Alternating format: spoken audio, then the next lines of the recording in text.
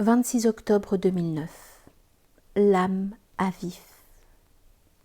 Dans l'Apologie de Raymond Sebon, Montaigne raconte qu'on offrit à son père un ouvrage en espagnol baragouiné en terminaison latine. Au moment où les nouvelles tirées de Luther commençaient d'entrer en crédit et ébranler en beaucoup de lieux notre ancienne créance. Et de citer Lucrèce, Nam cupido consulcatur nimit ante metutum, qui signifie « ce qui a été trop craint est d'autant plus foulé aux pieds ». Peu importe de savoir qui fut maître Raymond Sebon, médecin et théologien espagnol qui exerça à Toulouse. Fut-il un émule de Thomas d'Aquin? Composa-t-il sa théologie naturelle ou le livre des créatures par l'effet de sa double expérience des corps et des âmes? Toujours est-il que, 2 siècles avant Montaigne, il considérait que les chrétiens se font tort de vouloir appuyer leur créance, entendons leur croyance, par des raisons humaines qui ne se conçoivent que par foi et par une inspiration particulière de la grâce divine.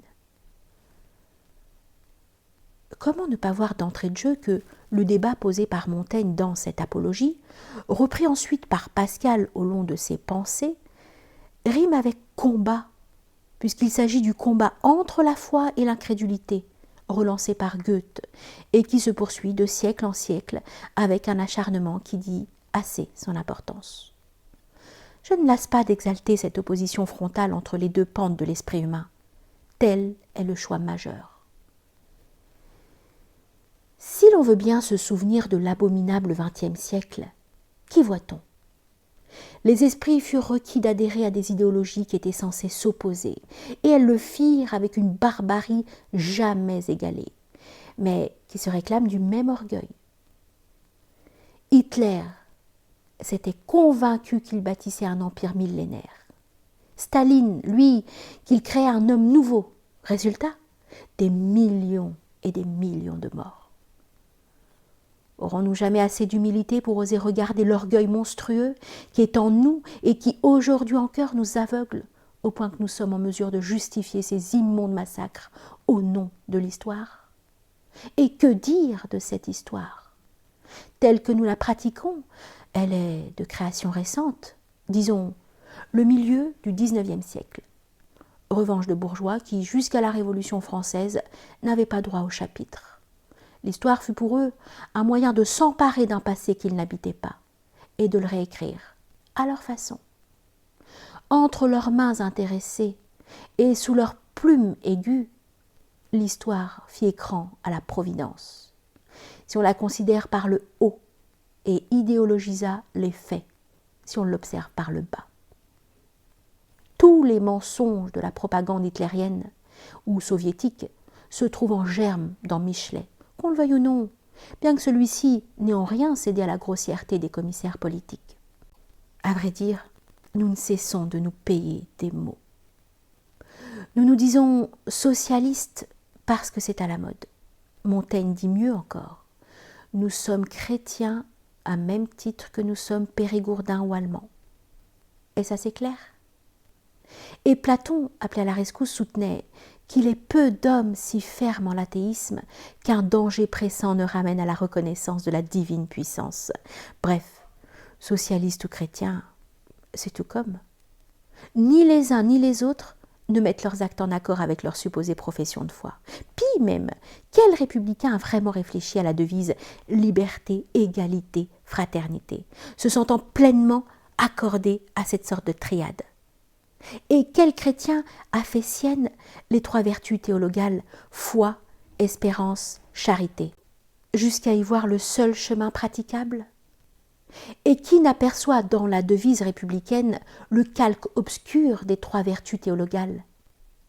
Mon Dieu, quand donc serons-nous assez sages pour admettre humilité et soumission, tant réclamées par Montaigne? Écoutons-le.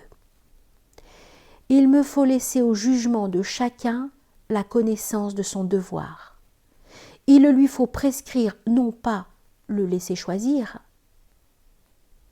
La première loi que Dieu donna jamais à l'homme, ce fut une loi de pure obéissance. Ce fut un commandement nu et simple, où l'homme n'eut rien à connaître et à causer, d'autant que l'obéir est le principal office d'une âme raisonnable, reconnaissant un céleste supérieur et bienfaiteur. Et au rebours, la première tentation qui vint à l'humaine nature, de la part du diable, son premier poison, s'insinua en nous par les promesses qu'il nous fit de science et de connaissance. Eritis sicut dies scientes bonum et malum. Tiré de la Genèse, vous serez comme des dieux sachant le bien et le mal. Il y a quelque chose de bouleversant à relire ces textes anciens et à s'émerveiller qu'ils soient d'une si riche actualité. L'homme ne change en rien. Son aventure terrestre présente en toute saison les mêmes bonheurs et des malheurs semblables. C'est folie que d'exalter le temps présent et de ne considérer que ses nouveautés. Les progrès techniques ou scientifiques dont nous nous flattons ne récusent pas en doute les interrogations qui ont rempli les nuits d'un Platon, d'un Saint-Augustin, d'un Montaigne, d'un Pascal ou d'un Goethe. Si diverses soient-elles, ces interrogations sont unes en leur fondement, témoignant ainsi de l'unité de la nature humaine. J'en arrive au point par lequel je voulais commencer cette réflexion. Chaque fois que je pénètre dans mon bureau, que cela se passe à Paris ou à Seignon, je suis saisie d'une sorte de crainte révérentielle à seulement poser mon regard sur tous les livres qui peuplent les rayonnages. Car ces livres sont des hommes, souvent de grands esprits, parfois de très vieilles âmes. Cette crainte, je la ressentais auprès de mes parents. Je l'éprouve à tout instant vis-à-vis de Dieu. Elle est faite de la peur où je suis de décevoir, de mal faire, de n'être pas à la hauteur. Crainte révérentielle, oui, et de modeste ambition. Crainte d'un fils avant tout, plein de reconnaissance envers ce Dieu qui, par ses parents interposés, lui a donné la vie. Et craint encore envers ses écrivains, ses penseurs, ses philosophes, qui m'ont transmis à leur tour une forme supérieure de vie, de qui je me sens si redevable, qu'il m'arrive lorsque je m'approche de l'endroit de ma bibliothèque, où sont rangés par exemple les ouvrages de Pascal et de ses commentateurs, d'être pris de tremblement, ainsi que fait un jeune homme amoureux à la vue de l'être aimé. Car je sais bien de quelle souffrance sont lestés ces mots, ces maximes, bref, ces pensées. Misère physique, ô combien nombreuse. Misère morale en ces années de dissipation, quand, maître de sa fortune à 25 ans, par la mort de son père, il mena grande vie. Survint alors un événement que rapporte sa sœur Gilberte Perrier. Ce fut en ce temps-là qu'il plut à Dieu de guérir ma fille d'une fistule lacrymale. Cette fistule était d'une si mauvaise qualité que les plus habiles chirurgiens de Paris la jugèrent incurable. Et enfin Dieu s'était réservé de la guérir par l'attouchement d'une sainte épine qui est à Port-Royal. Et ce miracle fut attesté par plusieurs chirurgiens et médecins, autorisé par le jugement solennel de l'Église.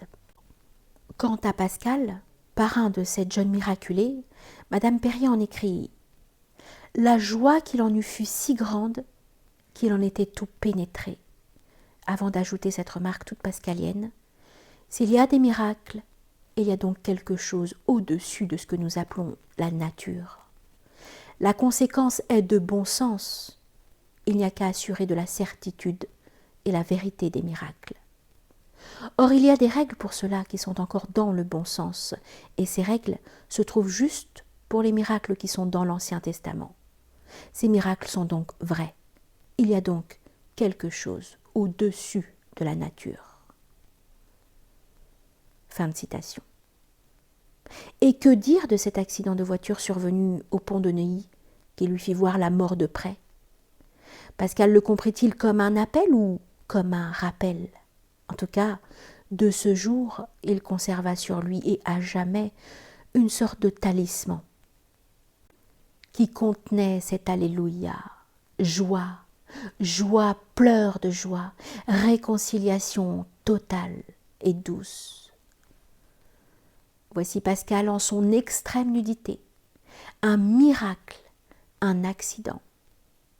Mettez-les dans l'ordre que vous voudrez, et vous aurez un homme dépouillé de lui-même, l'âme à vif. Le grand œuvre peut commencer. Je le demande. Comment oser s'approcher de ce feu ardent? J'admire que des lecteurs parviennent à lire les pensées en les tenant seulement pour un texte littéraire. Ai-je assez bien expliqué sur quoi repose ma crainte révérentielle? Il est si difficile de s'approcher au plus près de soi, au bord de ce brasier qu'ont allumé et que nourrissent ces œuvres qui ont elles-mêmes brûlé ceux qui les ont composées.